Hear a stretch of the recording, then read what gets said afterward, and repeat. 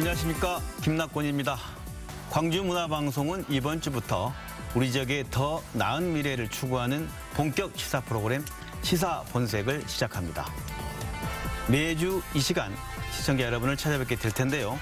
서울 중심의 뉴스와 시사의 홍수 속에서 우리의 삶과 직결된 시사의 본질, 시사의 본색을 찾아보도록 하겠습니다. 많은 기대 부탁드립니다.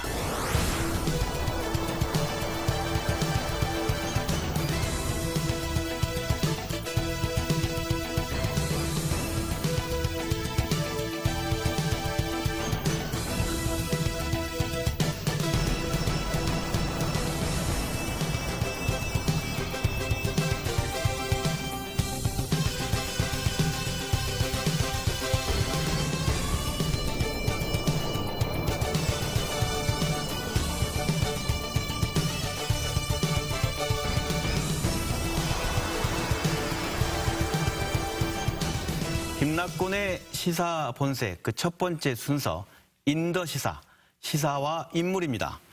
한 주간 가장 뜨거운 뉴스의 중심에 선 인물과 집중 인터뷰를 통해 이슈의 속살까지 들여다보는 순서입니다.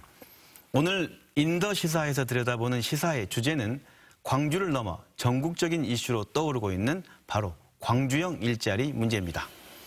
이 이슈의 중심 인물로 더불어민주당 홍영표 원내대표님 모셨습니다. 안녕하십니까? 네, 반갑습니다.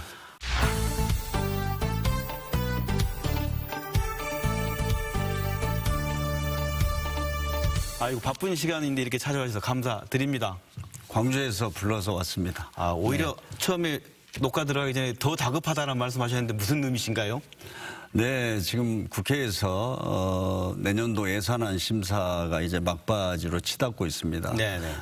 그런데 정말 광주의 미래를 위해서 나가서는 한국 자동차 산업의 미래를 위해서 아주 중요한 광주형 일자리와 관련된 합의가 좀 마무리 되어야 하고 그것과 그 예산이 연계되어 있거든요. 그래서 좀 광주 시민들께 지금 상황을 말씀드리고 광주형 일자리를 반드시 이렇게 추진해야 된다, 이런 호소를 드리러 제가 왔습니다. 오히려 말씀드린다면 국회 예산 시기를 본다면 굉장히 촉급하다, 그런 호소하러 오셨다, 그런 말씀이시네요. 네, 그렇습니다. 네. 예, 얘기부터 한번 여쭤보고 싶은데요. 시청자들이 이게 궁금하실 것 같아요. 광주형 일자리, 또 어쩌면 소득 주도형 성장, 참 좋은 얘기 같거든요. 네. 그런데 이게 과연 무엇을 의미하는지 그 내용을 잘 이해하지 못하신 분도 있으실 것 같아요. 홍영표 원내대표께서 내가 설명하는 광주형 일자리는 이런 거다라고 간단하게 말씀하신다면 어떻게 설명하시겠습니까? 우선 광주형 일자리는 네. 그 지역의 일자리가 너무나 한계 상황이 있지 않습니까? 제가 알기로는 광주만 하더라도 20대, 30대 그 청년층에서 한 5,400명이 광주를 떠났다고 합니다. 네. 일자리가 없어서. 그런데 네. 아마 이런 어려움이 앞으로 해결되기보다는 더 악화될 가능성이 높습니다. 제가 알기로 또 광주는 보면 또 광역시도 중에서 가장 또 GRDP라는 지역 총생산도 보면 꼴찌에서 두 번째더라고요. 네. 그래서 그렇죠. 지금 이런 지방 경제 또 일자리 사정을 봤을 때 우리가 우리 지방에 그래도 맞는 그런 좀 일자리를 만들어야 된다, 이런 생각을 가지고 있습니다. 그런데 마침 광주에서 네. 우리 경제계와 노동계, 우리 시민사회가 광주형 일자리라는 것을 한 2015년부터 논의를 시작했고, 그것을 또 문재인 대통령이 작년에 대선 공약에 말씀을 하셨고, 저도 한 2년 전부터 이 환경노동위원장을 할 때 네. 이 광주형 일자리가 적어도 지방 일자리도 해결하고 우리 한국의 새로운 어떤 산업의 돌파구를 만드는 데 중요한 그 좀 프로젝트가 될 수 있다, 이런 생각을 해서 적극적으로 저도 여기에 동의하고 함께 힘을 모아왔습니다. 그렇기 때문에 이 광주형 일자리는 이제 시작을 하면 아마 광주 시민들이 지금 막연하게 생각하시는 것보다는 훨씬 더 우리 지역의 어떤 청년들에게 일자리도 만들어주면서 지역 경제, 광주의 미래에 대해서 새로운 비전을 제시하게 될 거다 이렇게 말씀드리겠습니다. 아주 좋은 일자리로서 광주형 일자리에 의미가 있다라고 말씀하신 것 같은데 구체적으로 그러니까 다 간략하게 우리 광주의 시민도 잘 모를 수도 있거든요. 광주형 일자리는 이런 일자리다라고 설명하신다면 간략하게 어떤 일자리입니까? 이게 이제 광주형 일자리 하면은 되게 우리가 어떤 기업에서 임금을 주는 것을 가지고 일자리가 좋다 나쁘다 판단을 하는데 그것을 기업에게는 좀 인건비 부담이라든가 이런 부담을 좀 줄여주고 또 그러면 여기에서 일하는 노동자들에게는 사회임금이라고 하지 않습니까? 뭐 주거라든지 의료라든지 교육 이런 분야에서 좀 소득을 오히려 보완해줘서 전체적으로 보면 기업의 임금만이 아니라 어떤 사회임금으로 보완되는 것까지 포함을 하면 아주 괜찮은 일자리가 되는 거죠. 이제 그것을 만들어 보겠다는 겁니다. 네. 그러니까 임금은 좀 줄이되 아까 말씀하신 사회임금, 뭐 주택이라든가 주로 기반시설에 관련된 비용까지 포함하면 결국 적지 않은 뭐 그런 의미로 말씀하시는 건가요? 그렇습니다. 예를 들면 주거 문제 하나만 보더라도 우리 지금 광주에서 좀 우리 뭐 4인 가족이 생활하는 아파트가 얼마인지는 잘 모르겠습니다만은 정말 우리나라는 주거 비용이 굉장히 비싸지 않습니까? 그런데 아주 좋은 어떤 공공 임대 아파트 한 25평 되는 것을 이 광주형 일자리에서 일하는 분들에게는 월 한 30만 원을 넘지 않는 이런 작은 월세를 내고 살 수 있게 해주는 거죠. 그것이 하나의 저는 보완 대책이 된다는 겁니다. 그뿐만 아니라 어떤 지금 좋은 어떤 문화시설이라든지 또 여러 가지 인프라를 정부가 책임을 지고 지원을 해서 이 전체를 놓고 봤을 때 광주형 일자리는 정말 다른 일자리에 못지않게 좋다. 이런 것을 저희가 한번 제시하고 싶은 겁니다. 하나하나 좀 여쭤보도록 하죠. 이 프로그램을 보는 그 특히 취업을 갈망하는 청년들이 봤을 때 궁금한 것에 좀 구체성을 좀 대표님이 답변하면 좋을 것 같은데 정말 광주형 일자리는 좋은 일자리인가에 대한 질문을 할 수 있을 것 같아요. 좋은 일자리인가의 첫 번째 아무래도 노동자는 임금 부분을 얘기하지 않을 수 없지 않겠습니까? 그중에 이게 지금 반값이죠. 절반의 기존의 자동차 조합원들이 받는 것의 절반을 받는 건데 이거에 대한 거 어떻게 설명하실 수 있으십니까? 좋은 일자리인가라는 측면에서. 지금 그 임금 완성차 업계의 평균 임금을 국제적으로 비교하면요. 우리나라가 9천만 원입니다. 독일이 8,300만 원, 일본이 7,800만 원 이렇거든요. 우리나라가 좀 높습니다. 그러다 보니까 아시겠지만은 자동차도 이 아주 작은 자동차, 소형 자동차하고 대형 자동차는 수지가 다릅니다. 그러다 보니까 이 소형 자동차일수록 이제 인건비 부담이 커서 해외로 가는 거죠. 그 처음에는 뭡니까 아주 작은 차가 가다가 그 다음에는 요즘에는 소나타까지도 해외에서 생산하고 그 다음 그랜저 해외 생산하고 이렇게 해서 지금 현대 같은 경우에 거의 절반 이상을 해외에서 생산하고 있습니다. 그런데 앞으로 이런 구조가 전혀 바뀌지 않으면 계속 나가게 돼 있습니다. 이런 일자리들이. 그렇지 않습니까? 왜냐하면 기업이라는 것은 다른 그 나라들하고 경쟁을 해야 되고요. 그러다 보면 그 전체적인 비용을 고려하지 않을 수밖에 없지 않습니까? 그래서 현대 같은 경우에는 계속해서 지난 10년, 20년 동안 해외에다가 생산 기지를 계속 만들어 가고 있습니다. 이제 우리가 직접적으로 그 임금 비교를 할 수밖에 없는 것이 예를 들면 북경에 가면 베이징 현대라는 공장이 있습니다. 거기가 연봉이 얼마냐? 16,000불입니다. 중국에서는 그러면 한 지금 약간 2천만 원이 안 되겠죠. 뭐 달러로 계산하면. 그 16,000불 정도인데 그 중국에서는 굉장히 그게 좋은 일자리입니다. 그런데 한국하고 비교해 보십시오. 제가 한 9천만 원이라고 했지 않습니까? 근데 그러면 울산에서 만드는 자동차하고 북경에서 만드는 자동차하고 품질과 기술 수준이 다르냐? 전혀 다르지 않습니다. 저도 그 베이징 현지에 직접 가봤는데 그 작업하는 라인이라든지 이런 것도 정말 현대화돼 있고요. 아주 그 생산성이라든지. 그다음에 품질이 다르지 않아요. 저는 지금 한국과 중국 사이에 FTA를 했지 않습니까? 그러면 언젠가는 거기서는 정말 중국에서도 한국으로 역으로 자동차가 수출될 수도 있지 않습니까? 네, 그렇네요. 우리가 이런 것에 또 대비를 해야 됩니다. 그러니까 여기 자료에 보면 이게 민주노총이죠. 거기서 한 얘기는 임금이 이렇습니다. 국내 완성차 5곳의 연평균 임금이 9,213만 원. 이것보다 절반보다 낮은 4천만 원 수준의 광주형 일자리가 될 걸로 보인다. 이제 구체적인 수치를 제시하면서 이것은 그 노동자의 임금 하락이다. 그러면 대한민국에서 제조업 공장에서 정말 9천만 원을 받는 노동자가 몇 명 되는지 저는 아마 한 5%도 안 될 겁니다. 네, 저는 그 한 4천만 원이면요, 우리나라에서 제조업 평균 임금보다 높은 수준입니다. 그거는. 네.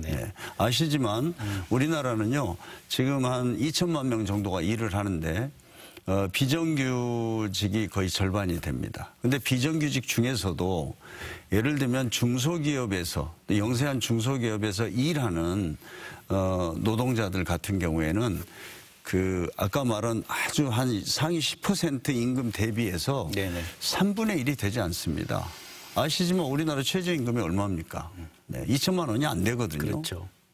그래서 사실 우리가 최저임금을 생각하면 거의 2배 이상을 받는 겁니다.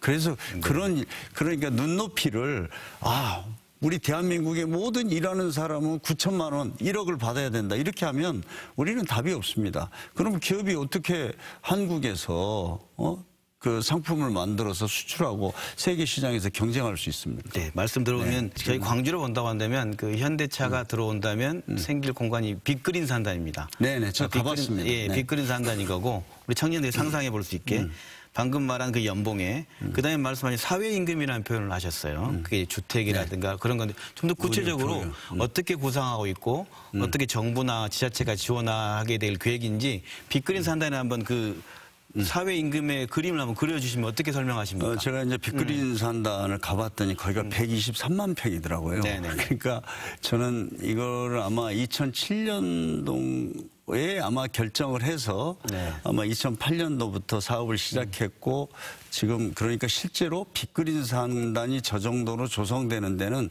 거의 한 10년에다가 그 땅값만 해도 얼마입니까? 엄청난 돈이 들어갔는데 솔직히 말해서 이런 광주형 일자리 같은 비전이 없으면 저는 앞으로 10년이 지나도 빅그린 산단은 그냥 비어 있을 겁니다. 어떤 공장이 와서 채우겠습니까? 제가 이제 빅그린 산단을 가고 뭐 다른 말씀을 드렸지만 빅그린 산단을 보면 거기에 지금 현대자동차 부진 한 20만 평 정도로 시작을 합니다. 그런데 저는 그것이 현대자동차 완성차 공장만 들어오는 게 중요하지 않다고 봅니다. 네, 그렇죠. 또 우리나라 부품 회사들도 실제로 보면은 그 어떤 고비용 이런 것 때문에 사실은 중소기업들이 더 외국에도 나간 게 많았거든요. 근데 사실은 좀 어떤 조건이 갖춰지면 대규모 부품 회사, 이게 자동차 회사가 크지만요, 요즘에는 부품 산업이 훨씬 더 큽니다. 이런 회사들이 분명히 저는 이 빅그린 산단으로 올 수 있다고 확신을 합니다. 그래서 우리가 이런 것들을 종합적으로 봐야 된다. 무슨 우리가 빅그린 산단 123만 평에다가 현대자동차 공장 거기서 고용하는 것은 사실 1,000명밖에 안 됩니다. 그러나 그 연관된 여러 부품 회사라든지 이런 것들이 자연히 들어오게 돼 있고 또 간접적으로 뭐 여러 이제 서비스업이라든지 이런 걸 해서 지금 전체적으로는 한 11,000명 정도가 초기 단계에서 이제 그 고용이 창출된 걸로 보고 있거든요. 그래서 저는 정말 이 광주한테 정말 문재인 정부가 할 수 있는 가장 큰 어떤 미래에 대한 어떤 비전이라고 생각합니다. 네, 알겠습니다. 그래서 좀 광주 시민들께서 관심을 가지고 이 사업이 성공할 수 있도록 좀 도와주시면 좋겠습니다. 그 빅그린 산단의 그 사회 임금이라 할 수 있는 그 기반 시설 보면 지금 나와 있는 얘기는 주택 1,100호, 100억 원짜리 체육관, 네. 이런 걸 전폭적으로 지원하겠다 이렇게 돼 있는데 어떻게 좀 설명 좀 해주시죠? 네, 그래서 지금 이제 확정이 되면 일단은 공공임대주택이 바로 지어져야 하고요. 네. 그 다음에 거기에 이제 복지시설도 굉장히 좀 잘 만들 겁니다. 뭐 그런 것도 계획이 돼야 되고, 뭐 어린이집이라든지 하여튼 공공 부분에서 할 수 있는 것들은 최대한 하겠다는 것이고, 또 하나는 지금 그 도로 하나도 좀 연결을 시켜야 됩니다. 광주하고 그 빅그린산단하고 연결하는 뭐 이런 것들 뭐 종합해 보면 지금 현재 지금 정부에서 계산하고 있는 것은 한 3, 4천억 정도가 소요될 걸로 보고 있고, 지금 내년 이제 예를 들어서 뭐 공공임대주택 같은 그러니까 경우는 3, 4천억이 그 기반 시설에 네네. 투자하는 예를 정부의 들면 돈입니까? 이제 아파트 지으면 뭐 아시겠지만은 적어도 1000세대를 짓는다. 그러면 그 비용이 얼마입니까? 그러니까 이제 그런 거는 이제 예를 들어서 지금 최종적으로 결정은 안 됐습니다만 뭐 LH 공사가 뭐 그런 것을 하게 된다든가 하고, 지금 내년도 직접적으로 투입된 예산은 최소한 뭐 한 2천억 정도 이렇게 보고 있습니다. 네. 네, 그럼 이 광주형 일자리와 관련해서 이제 마지막 남은 단계가 현대차하고의 마지막 최종 타결 문제 아니겠습니까? 몇 가지 네. 놓고 지금 뭐 조율 중이다 하는데 제가 얘기 알기로는 네. 그래도 이제 광주시와 또 우리 뭐 시민단체, 더구나 또 노조, 뭐 가장 중요한 주체 중에 하나는 노조 아닙니까? 네네. 노조도 사실은 이런 문제에 대해서 이제 노동조합 자체의 어떤 고유한 입장이 있기 때문에 참 어려운 일입니다. 이런 걸 합의하기가. 그렇죠. 그런데 이제 그래도 저는 우리 광주의 그 노동계가 큰 결단을 내려서 이걸 좀 그 합의를 도출한다고 보고 뭐 그렇게 되면 저는 뭐 다른 문제는 없을 겁니다. 그리고 뭐 현대 쪽이나 이런 쪽은 우리가 또 정부가 설득도 하고 해서 반드시 이 사업을 성공시키고자 합니다. 사실 이 문재인 정부의 일자리 정책 중에서 중요한 것이 광주형 일자리 아닙니까? 그래서 저희들은 사실 작년에 시작하고 싶었어요. 네. 그래서 금방 될 줄 알았는데 이렇게 늦어져 버린 겁니다. 지금 문재인 정부 출범하고 1년 6개월 아닙니까? 근데 이번에 또 못한다. 그러면은 정부가 지원해야 할 예산을 지금 우리 11월 달에 지금 심사해서 이번에 통과시켜야 되는데 못하면 내년 1년이 또 그냥 흘러가는 겁니다. 그렇게 되면 문재인 정부 출범하고 한 2년 6개월 동안 이걸 하지도 못하면 네. 정부로서도 더 이상 기다리기가 어렵죠. 그리고 지금 다른 지역에서 아까 말씀드린 대로 다른 지역에서도 네. 지금 이걸 하자고 하는 데가 많이 있기 때문에. 지금 말씀 들어보면 광주형 일자리는 광주에다가 정부가 일자리를 만들겠다는 게 아니라 이런 모델을 광주형 일자리라고 부르겠다는 그런 의미신 거네요? 그렇죠. 이런 모델이고요. 그러나 이제 광주가 가장 선도적인 그런 어떤 모델이기 때문에 여기서 성공을 해야죠. 네. 이거 하다 보니까 뭐가 잘 안 되고 뭐 이렇다 그러면 안 되고, 그래서 어떤 좀 문재인 정부와 저희 민주당에서는 반드시 이걸 성공을 시키겠습니다. 네. 아까 말씀하신 것처럼 광주가 물가가 낮고 이런 것들에 대한 기준 외에 광주가 이런 모델이 될까라고 볼 때는 광주가 갖고 있는 자산 뭐 저는 가장 소중한 것은요. 네. 그래도 노사 민정, 뭐 그 노동계, 경제계, 또 시민사회가 정말 광주형 일자리에 대해서는 어느 지역보다도 먼저 네. 그런 어떤 공감대를 만들었던 것이 가장 중요하다고 봅니다. 다른 지역에서는 사실 광주만큼 이렇게 논의를 해온 게 없고, 그래서 광주형 일자리에 대해서는 저는 뭐 광주 시민들도 그렇고 많은 분들이 이것이 필요하다는 데에 대한 공감대, 그래서 서로 좀 양보하면서 반드시 이걸 좀 성공시키겠다는 의지가 있기 때문에 그렇다고 봅니다. 이전에 이런 이야기를 한 적이 다른 지역에서는 없었습니다. 네. 이런 걸 토대로 저희가 이제 서울에서 아까 말씀드린 대로 이제 그 뭐 독일의 사례, 또 그 저 미국에서 2008년도에 자동차 산업 막 뭐 파산하고 이럴 때 그런 어떤 구조조정 이런 거 우리가 보면서 우리 한국 자동차 산업도 이렇게 가서는 안 되고, 자동차 산업을 넘어서서 우리나라 제조업과 산업의 경쟁력을 가져가려면 새로운 어떤 그 모델이 좀 나와야 된다. 이 이야기는 몇 년 전부터 해왔습니다. 그런데 다른 지역에서는 사실 별로 거기까지는 어떤 구체적인 어떤 실행 계획으로서 이야기된 건 없거든요. 그런데 이제 광주에서 마침 아마 맨 처음에 이야기됐던 게 2015년인가 16년인가 이렇습니다. 그래서 그렇다면 아니 이거는 그 지역에서 원해야 할 수 있는 것 아닙니까? 네. 정부가 아무리 예산을 지원한다 뭘 한다 하더라도 그 지역에서 이걸 지지하고 동의하고 함께 힘을 모아주시지 않으면 정부가 그걸 어떻게 하겠습니까? 그래도 광주가 저는 이게 어떻게 보면 우리가 5.18 정신이라고 생각합니다. 네. 저는 이게 5.18 정신이 서로 뭐 상생하고 하는 것으로 승화됐다고 봅니다. 저는 더군다나 저는 자동차 산업이 이대로 가면은요. 제가 다시 말씀드리지만 이미 한 2025년 되면 한국의 자동차 산업은 대전환을 해 있을 겁니다. 그때 누가 더 미래에 대해서 잠재력을 가지고 노력했느냐 이것에 따라서 저는 달라질 거라고 보거든요. 그런 데 있어서 저는 광주가 이렇게 같이 뜻과 지혜를 모아주는 것이 정말 역시 광주니까 할 수 있다 이렇게 생각합니다. 지금 우리 홍 대표님 하면 떠오르는 앞에 수식어가 용적공, 홍영표. 근데 그가 왜 이렇게 노동계가 싫어하는 일을 밀어붙이는가에 대한 비판도 받고 계시죠? 뭐 요즘 그렇습니다. 뭐 갑자기 제가 어떤 노동계에 대해서 좀 그 비판을 많이 받고 있는데요. 저는 뭐 서로 그것은 우리 미래를 위해서 정말 노동계도 함께 좀 현실을 보고 함께 지금 우리 한국 경제가 직면하고 있는 어려움들을 함께 극복해 가야 된다고 봅니다.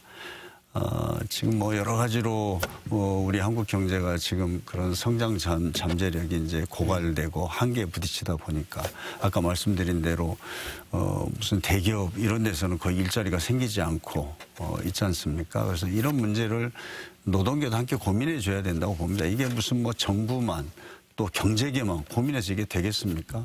저는 이제 그런 것들을 좀 기대하는 거죠.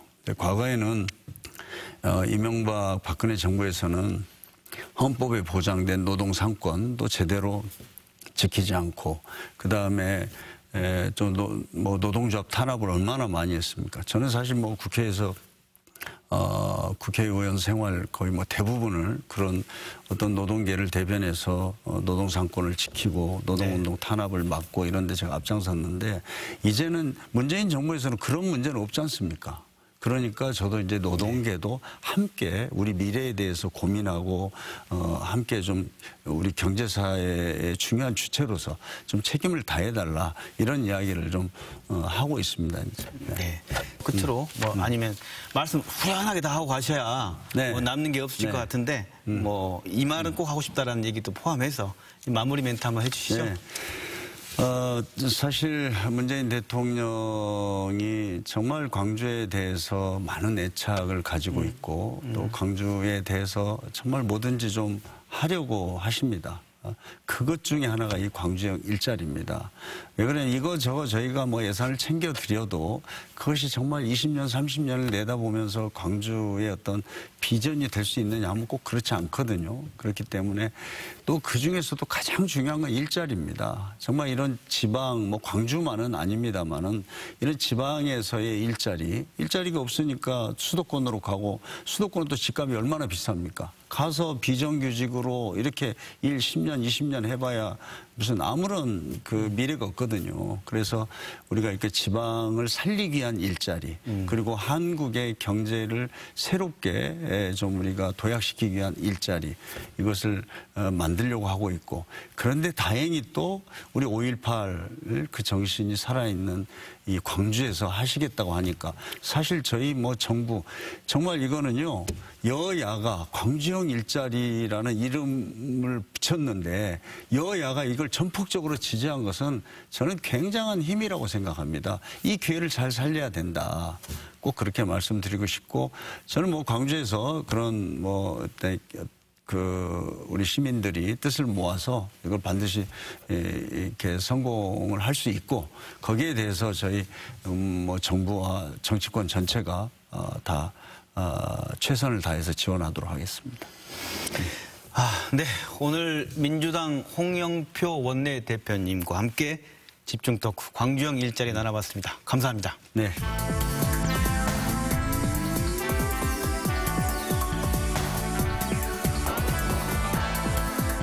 네.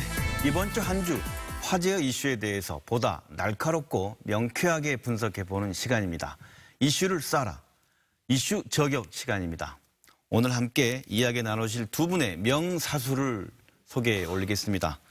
민영배 청와대 자치발전 비서관 나오셨습니다. 반갑습니다. 네, 안녕하십니까.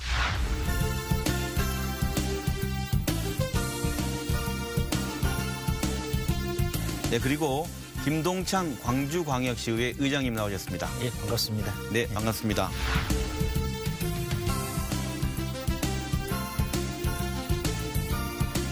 네, 오늘 이 두 분과 함께 이야기 나눌 주제는 바뀌는 지방분권 정책, 지방 어떻게 달라지나입니다.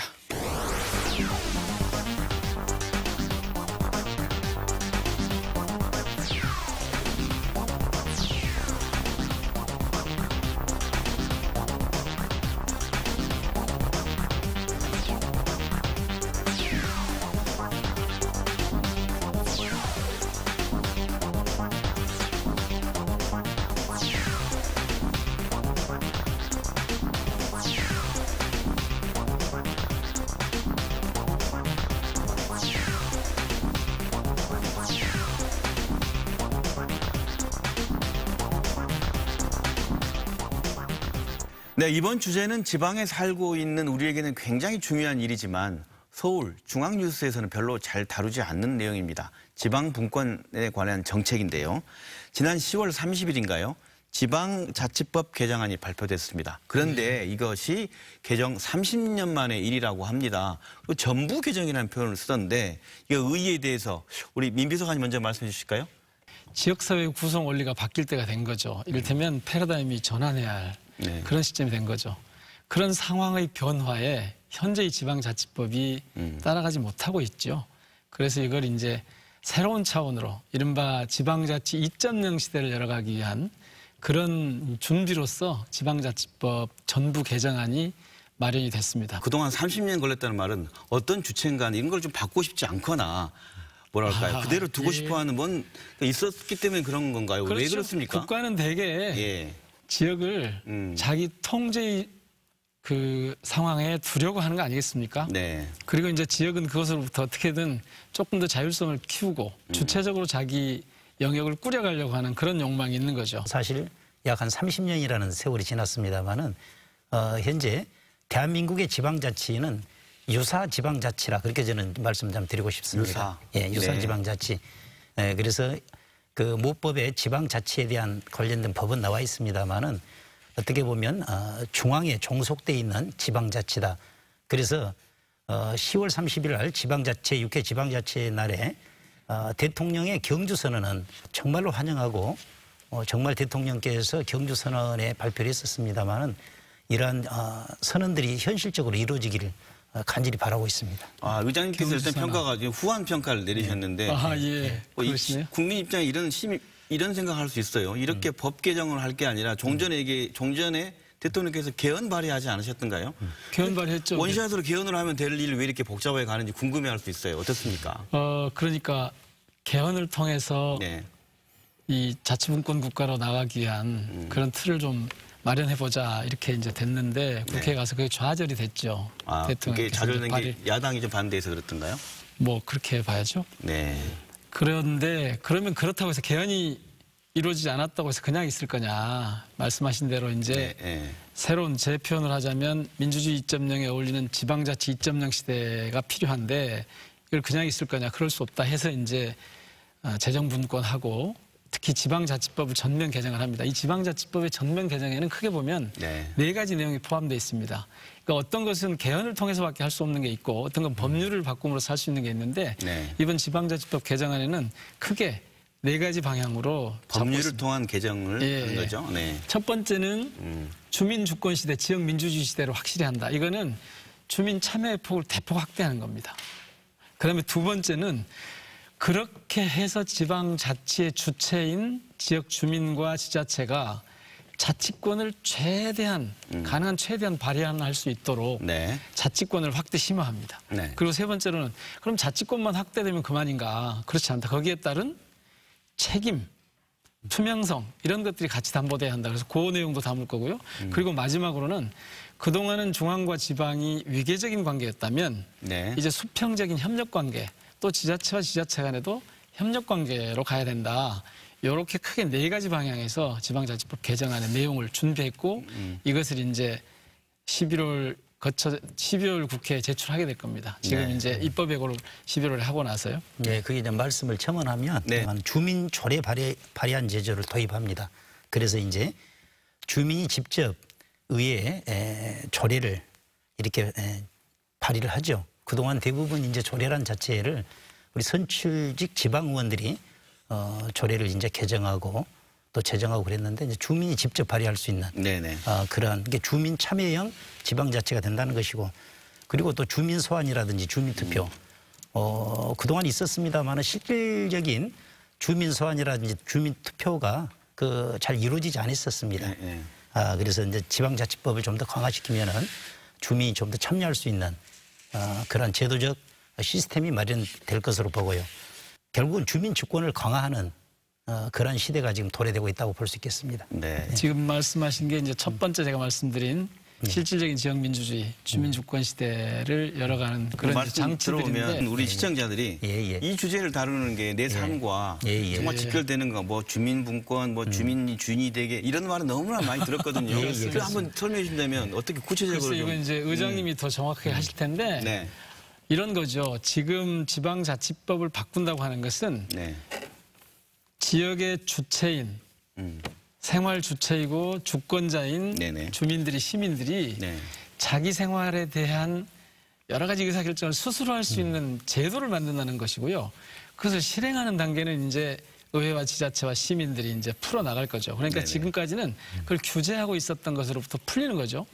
이제부터 이제 거꾸로 얘기하면 이런 얘기가 될 수 있습니다. 어떤 지역에서는 자치가 굉장히 활발하게 일어날 수 있고 즉 자기 생활에 큰 변화를 가져올 수 있고 어떤 지역에서는 이걸 제대로 받아들이지 못하면 자치 활동이 오히려 퇴보할 수도 있습니다. 정치하거나. 네. 예를 들면 조금 전에 주민 발의라는 표현을 쓰셨는데 이제 발의는 의원님들이 주로 하시는 거고 주민 발안을 합니다. 전에는 발안, 예. 의회 의원분들만 우리의 약속인 조례를 우리 지역에 통용되는 조례를 발의해서 그걸 이제 의원이 제정을 할 수가 있었어요. 우리가 뽑은 의원이 대표로 그렇죠. 그런데 이제부터는 국회의원 하는 것처럼 내 생활에 필요한 내용이 있으면 네네. 직접 거치지 않고도 직접 의회에다가 발의를 할 수 있게 발안을 할 수 있게 한 겁니다. 그러니까 이러이런 생활에 불편함이 이런 게 있으니까 이렇게 바꿉시다. 이런 제도를 만들어서 학교와 그 주변을 이렇게 합시다. 교통을 이렇게 합시다. 뭐 주택을 이렇게 합시다. 이런 얘기들을 주민이 직접 할 수 있게 돼 있죠. 그러니까 이제 주민 주권 시대라고 하는 표현이 그래서 나오는 거죠. 그 얘기는 무슨 얘기냐면 내가 하지 않으면 아무 소용이 없는 거죠. 지금 전반적으로 제도를 바꾸는 것은 자치의 주체가 활동할 수 있는 기회를 만드는 거고 그 폭을 넓혀주는 것이고 네네. 그것을 이제 직접 집행하고 실행하느냐 하는 거는 얼마나 그 지역사회가 활발하게 활동가들이 의회가 지자체가 시민들이 참여해서 이걸 네. 실질적으로 실행하느냐 여기에 그 달려 있는 지역이 거죠. 스스로 해보려고 하는 깨어있는 의식이 더 있어야 이것은 그렇죠. 효과를 발휘한다. 그런 그렇습니다. 말씀이시네요. 그래서 이제 예산 참여자가 대표적인 케이스입니다. 네. 지역의 어떤 놀이터 시설이라든지 학교 안전망 설치라든지 뭐 이러한 것들을 지방원이 있지만은 모든 것을 다 섬세하게 다 해결할 수가 없어요.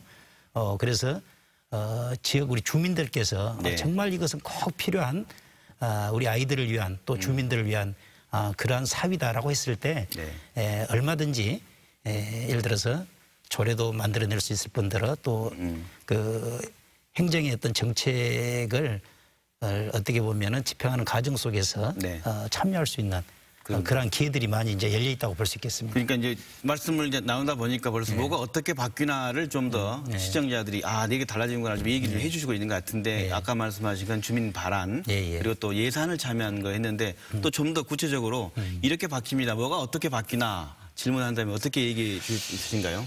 이제 의원들이나 또 지방자치단체가 하고 있는 일들에 대해서 가령 정보 공개를 청구한다거나 심지어는 뭐 좀 죄송한 말씀인데 의원을 소환을 해야 된다거나 네. 단체장을 소환을 해야 된다거나 아주 긴장시키는 일이죠. 주민 소환을 해야 된다거나 이럴 때 발의 요건이 굉장히 그동안 까다롭고 또 심지어는 결정을 할 때 있어서 그러니까 투표 결과를 알 수 있도록 하는 그 규정도 되게 강했거든요. 그러니까 그걸 대폭 낮췄습니다. 문턱을. 문제 있는 사람에 대한 불러들이고 그 어떻게 심지어는 하는 문제가 너무 복잡했는데 네. 네. 그걸 훨씬 더 낮췄죠. 또 감사를 청구해야 된다 그러면 감사 청구 요건도 훨씬 완화한 거죠. 네. 그렇게 그렇게 해서 주민들이 참여할 수 있도록 주민들이 직접 주권자로서 자기 권리를 행사할 수 있도록 한 거죠. 방금 말씀해 주셨습니다마는 이제 주민들의 그 참여. 그래서 이제 저희들이 그동안엔 지방 의원들에게 많이 위임된 상이었습니다마는 네네. 이제는 이제 주민들이 직접 어떻게 보면 예산의 분배 행위까지도 거의 관여할 수 있는 좀 불편하실 수도 있겠어요 한편으로는. 그런 그렇죠. 문제제기가 있습니다. 예, 실제로. 그럴 수가 대의민주주의를 훼손하는 예, 거 아니냐 이런 예, 문제제기가 예. 있는데 예. 예, 세계 이제 그 흐름을 보면 대의민주주의를 훼손하는 게 아니라 대의민주주의를 보완하는 직접 민주주의 요소가 좀 가미가 된 거죠. 특히 이제 심지어는 이런 것들을 할 수 있습니다. 그동안에는 지방자치단체가 자기 조직을 이른바 자주 조직권이라고 하죠. 자치 조직권. 자기 조직을 마음대로 할 수 없었어요.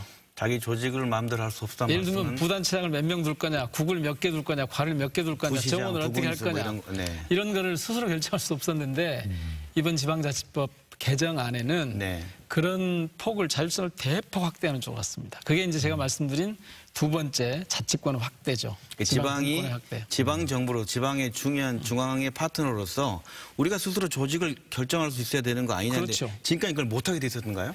굉장히 제한을 해놨죠. 대통령령으로 제한해놓고 법률로 제한해놓고. 그게 중앙이 지방을 통제하는 그렇죠. 방법이네요. 방식이었죠. 공을 풉니다. 그런데 이제 의원님들이 되게 이번 개정안을 보고 그 환영하는 것은 크게 두 가지가 있습니다. 하나는 지방의회가 인사권을 독립할 수 있도록 그런 안을 넣는 거고요.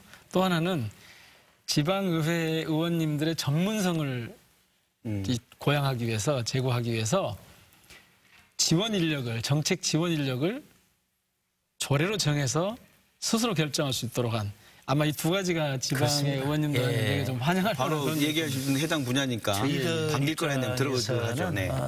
정말 어떻게 보면 네. 이제 정말 바래던 어떤 그런 일들이죠. 특히 이제 인사권 독립이라는 것은 어떻게 독립됩니까? 아주 중요합니다. 그동안에 어떻게 의회 사무처와 사무국이 있습니다. 예. 그러면 보통 광주시라든지 구에 보면 그 이제 집행부 공무원들이 파견 행태죠. 의회 집행부 공무원들이 집행부 시장이나 구청장을 어떻게 보면 견제하고 감시한다는 것이 쉽지가 않습니다. 인사권이 시장이나 그렇습니다. 부분에 있는데 예. 의장님 위해서 일을 하면 예. 정보도 의장님과 관련된 정보를 시장한테 보고하겠네요. 뭐 정보 문제라든지 여러 가지 마찬가지입니다. 네, 네. 실질적인 집행부를 견제하고 감시할 수 있는 그 시스템이 이제 구축된다고 그렇게 볼 수 있고요. 그리고 네. 정책 전문 인력 지원하는 문제 이건 무슨 아주 말이죠? 중요합니다. 보통 이제 국회에서는 보좌관 제도를 이야기합니다만은 네. 저희들은 보좌관 제도라기보다는 지방 의원들이 지금 강주는 23명의 광역 시의원이 있습니다. 광역 시의원이 있는데 교육청 예산과 우리 시 예산을 보면 1년에 약 7조 정도 예산을 다루거든요. 그러니까 23명이 N분질로 나누면 약 3천억 정도 예산을 다룹니다. 시의원 한 분이 3천억을 다룰 수 예. 있는 대단한. 그래서 거네요. 어떤 네. 예산을 깊이 있게 심의하고 의결하는 데 있어서 한계를 가지고 있고요. 네.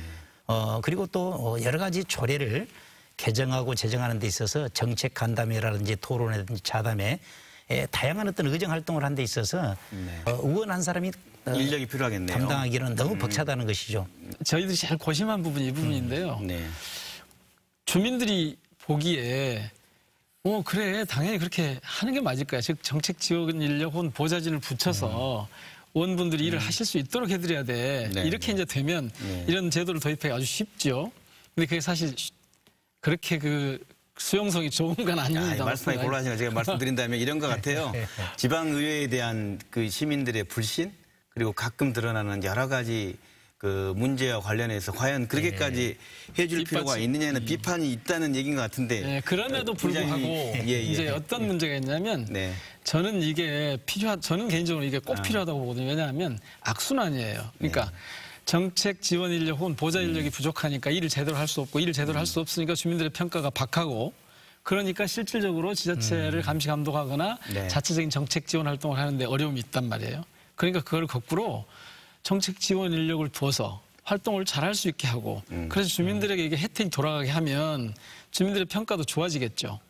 그런 차원에서 기능을 좀 살려보자. 선순환의 이 고리를 만들어내는 게 지금 필요합니다. 저희들이 계속해서 이제 역기능을 많이 강조하고 문제 제기를 많이 합니다만은 물론 의원들이 역량 강화라든지 전문성 확보가 우선이 돼야 됩니다.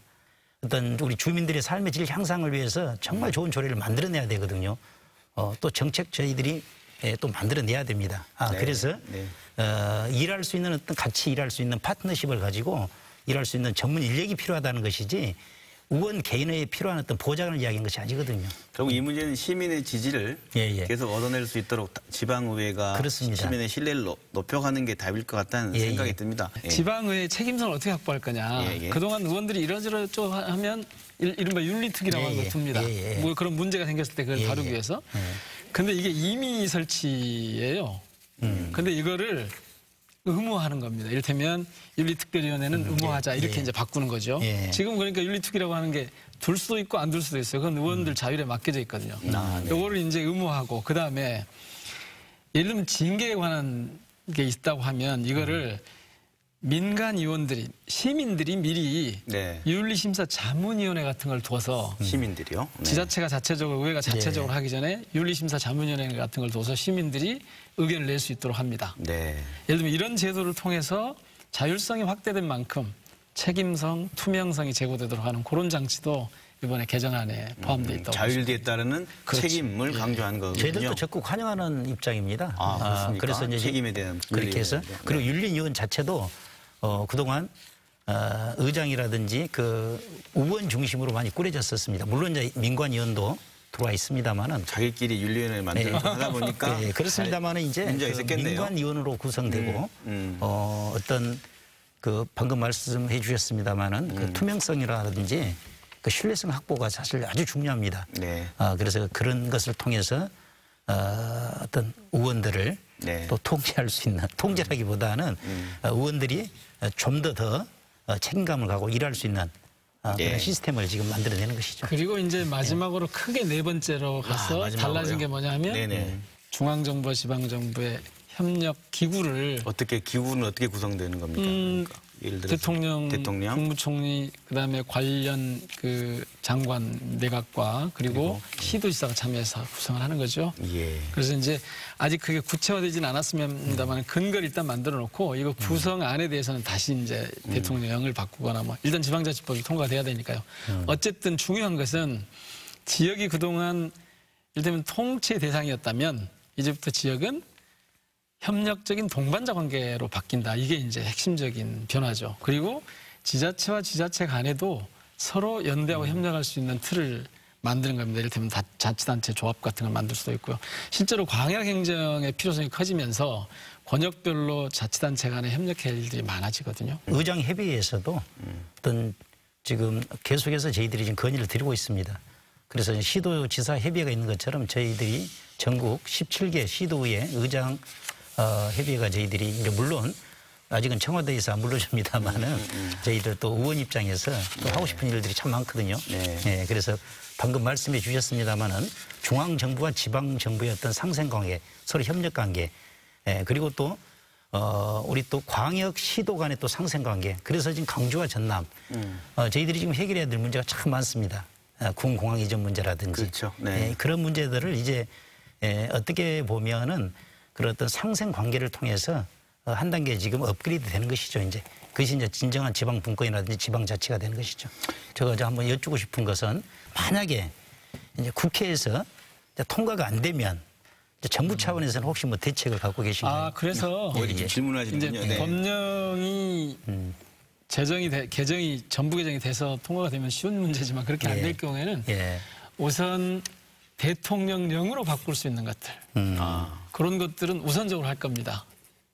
그래서 뭐 법령이 이제 순탄하게 이게 개정이 되면 거기에 따르면 되지만요. 그게 좀 안 되면 대통령령으로 바꿀 수 있는 것들은 우선적으로 할 겁니다. 그러면 각 지역의 힘들도 좀 모아져야 될 것 같아요. 가장 중요한 이야기를 또 한 가지 말씀드리고 싶은 것이 결국은 지방 분권 균형 발전은 재정권입니다. 재정권. 지방의회에서 활동을 하다 보면 중앙 정부에서 어떤 국책 사업을 제외한 다양한 어떤 사업이 있습니다만은 이 복지 사업 같은 경우에도 보통 매칭 펀드라는 그래서 중앙 정부에서 사업을 승인할 때는 100% 예산에서 50%를 지원하고 그다음 광역 시도에서 25% 그다음 자치구에서 25% 그래서 아무리 좋은 사업을 저희들이 하고 싶다 손치더라도 결국은 지방비 예산이 없으면 할 수가 없습니다. 그래서 이제 연말 이렇게 되면은 거의 저희들이 예산을 지금 다시 중앙정부에 반납하는 이런 악순환이 계속되고 있습니다. 너 50만 원 있으면 50만 원 줄게 얘기하는 건데 50만 원이 없는 거 아닙니까? 저희 입장에서는. 그렇습니다. 그것이 가장 어렵습니다. 국가라고 하는 것은 지방정부 지자체도 있고 중앙정부가 있단 말이에요. 정부가 있단 말이에요. 그러면 이 정부가 지자체하고 상관없이 혼자 할 수 있는 일이 있는가 또 그렇게 해야 하는가 하는 문제가 기본적으로는 지방비 부담을 의무화하고 있는 법제화하고 있는 그런 이제 근거인데 그런데 이제 말씀은 결국 그럼에도 불구하고 가능하면 지역의 부담, 지자체 부담을 얼마나 줄여줄 거냐 하는 문제죠.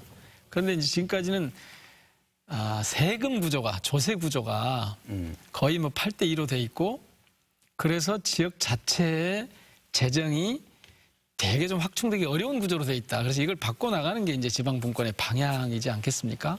그런데 이제 여기서 중요한 게 뭐냐면 두 번째로는 그러면 그렇게 지역에 계속 재정 분권을 해주면 지자체 해주면 아마 지자체 간의 문제가 발생할 수 있습니다. 격차 문제가. 서로 차이가 있으니까요. 일반적인 방법으로 재정을 조세제도로 바꿔가지고 이렇게 해주게 되면 이른바 재정 조정 기능을 발휘를 해야 되는 거거든요. 이제 국가는 사실 그것 때문에 지금 8대2에서 7대3으로 바꾸겠다 하는 게 이제 문재인 정부의 기본적인 입장이고 두 번째는 그런 과정에 지역 간의 격차를 심화하지 않도록 오히려 균형 발전이 가능하도록 하겠다. 이런 방향으로 이제 재정 분권안이 7대3이란 말씀은 이제 20% 지방에 주던 걸 30% 세수가 가도록 키워서 그걸 어떻게 나누냐의 문제가 단계적으로 이제 6대4까지 가자. 그게 이제 지금 문재인 정부의. 자, 그런데 제일 지금 핵심적으로 재정 분권의 핵심적인 그 내용이 뭐냐면 이른바 지방 소비세라고 하는 게 있습니다. 지방 소비세가 지금은 전체 내국세의 이 11%로 돼 있거든요. 이것을 내년에 4%, 내후년에 6%포인트, 그래서 21%까지 올린다는 겁니다. 그렇게 일단 조치를 한 다음에 그렇게 재정이 옮겨가는 데 따른, 이전되는 데 따른 이제 기능과 사업을 같이 이제 붙여줘야죠. 그 조정 과정이 되게 어렵습니다. 지방 입장 들어보죠. 저희 입장에서는 지방 그 소비세라는 것 자체가 부익부 빈익빈을 좀 초래할 수도 있습니다. 그래서 아마 중앙 정부에서도 이미 알고 계실 겁니다만은 지방 소비세를 앞으로 이제 15%, 21% 이렇게 늘려간다는데 말 그대로 국세 보면 부가가치세가 있거든요. 이제 그 일부를 떼어서 이제 지방 소비세로 그게 이제 그러다 보면 수도권은 더욱더 지방 소비세가 어떻게 보면 늘어나고 특히 이제 우리 경기도 지역은 늘어나고 경기도라든지 서울 같은 경우에는요. 그리고 이제 우리처럼 여러 가지 재정 자립도라든지 지역 경제 입장에서 어려운 지방 입장에서는 결코 또 쉽지가 않습니다. 그래서 저희들 입장에서는 기존에 1대 2대 3대 이런 구조가 있습니다. 서울특별시라든지 시도 간에. 그래서 1대 3대 5 정도로 해가지고 어떤 선배분 방식을 좀 도입해야 된다라는 것을 지방 입장에서는 그냥 강력히 주장하고 있죠. 뭔 말씀이 좀 어렵죠. 어렵습니다. 그거 좀 쉽게 좀 설명해 드릴게요.